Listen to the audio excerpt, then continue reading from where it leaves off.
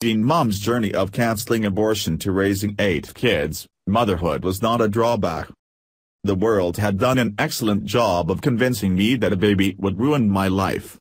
These lies need to stop. Over 20 years ago, a pregnant high schooler, fearing that her dreams and ambitions were at stake, scheduled for aborting her unborn son after Planned Parenthood counseling convinced her that she was carrying nothing more than a clump of cells. But a family intervention led to change of heart, and she forged her life path toward purposeful living and inspiring others. Her son is now a 21-year-old young man. Today, Becky Martin is a happily married mom of 8 and a vocal pro-life advocate from her home in the Midwest. Regaling her life story to the Epoch Times, the doting mom, and an avid math lover, said motherhood was not a drawback and kids are not detrimental to success. These lies need to stop, Becky said. We do not need to kill our future generations in order to succeed. Nor should we view our fertility as a burden. It is beyond sexist to believe that women must destroy the very thing that makes us unique in our womanhood, the ability to carry and birth children, in order to be equal to men. However, Becky admitted that transitioning from a deceived teen to a well-grounded pro-life mom was a long process in itself. It took 10 long years, she said. 10 years of shame, denial, and defensiveness.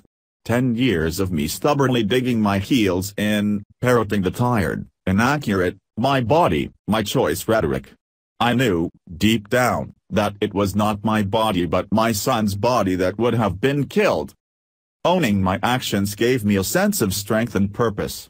My heart caught fire, and I became a passionate defender of life.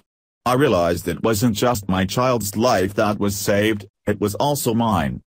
A mom's inner calling.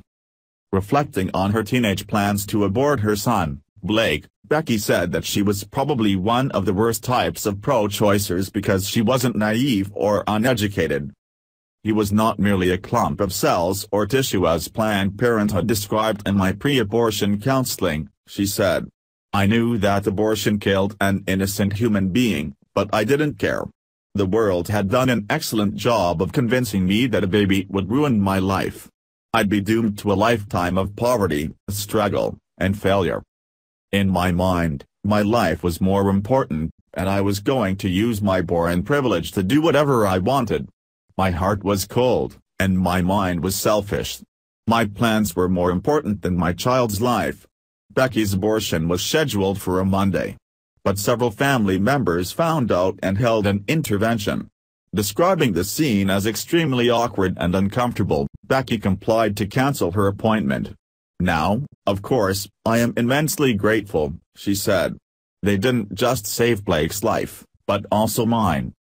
So began a journey that would change not only Becky's life but would also inspire and transform yet more hearts. Rising above the lies. Looking forward to single parenthood, Becky sought out resources for single mothers, allowing herself, the would-be teen mom, to stay in school and finish her studies. But gossip traveled fast. Becky even received hate mail.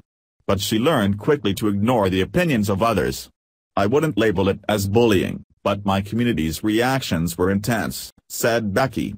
Many of my peers expressed support for whatever I chose. A few adult reactions were kind, like my priest, while others were harsh. Some desperately wanted my baby.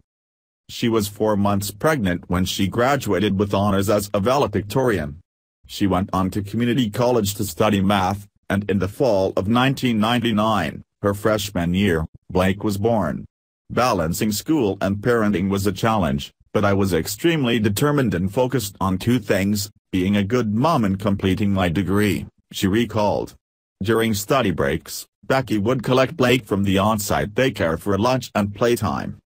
This was the exact time in my life when I learned I needed to ignore others' opinions, she said. The people most affected by this were my son and me, so these were the 2 people whose opinions mattered. I was very driven to achieve my goals, so my main focus was on being a good mom and finishing school. Perhaps, it was the combination of age, maturity, humility, and self-acceptance with the discovery of a new, compassionate pro-life position that led to my transformation. Sharing healing and hope. Before long, the mom-son duo became a trio when Becky met Obi Martin, now her husband of 16 years. Becky was smitten with Obi's sense of humor and his acceptance of her 2-year-old son. "Becky and I met in physics class," Obi said. "At some point during the semester, she moved from her lab table over to mine, and that's really when we officially met. She was beautiful and smart, and we've been together ever since. I loved Blake, so it was only natural to adopt him after we married," Obi said. Blake is grateful things turned out the way they did. "Given the circumstances, it wasn't the easy way out route to go," Blake said. "I applaud my mother for taking it upon herself to do what she did. I would define it as the best possible outcome I could have hoped for. I'll also never be able to thank my father enough for taking on the responsibility of being the great father to me that he was, and still is, to this day. I don't remember a time in my life where the two of them weren't there."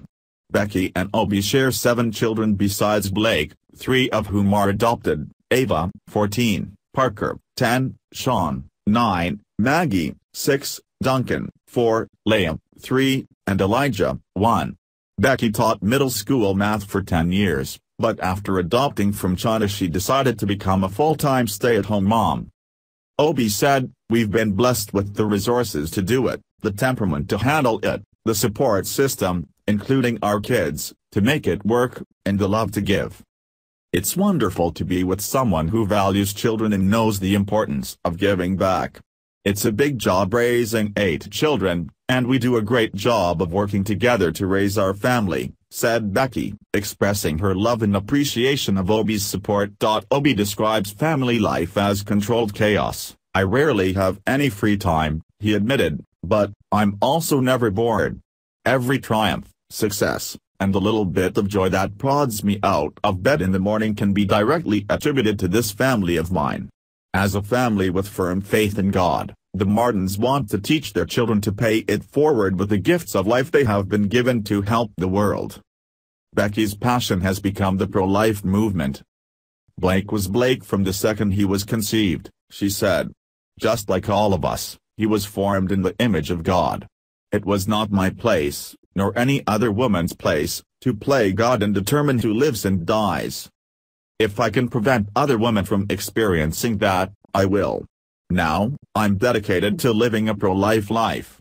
For us, this means sharing resources with women to help them parent, adopting, sponsoring, donating, educating, advocating, and more." Obi added, "I hope we can create a society where women don't feel the need to terminate out of fear.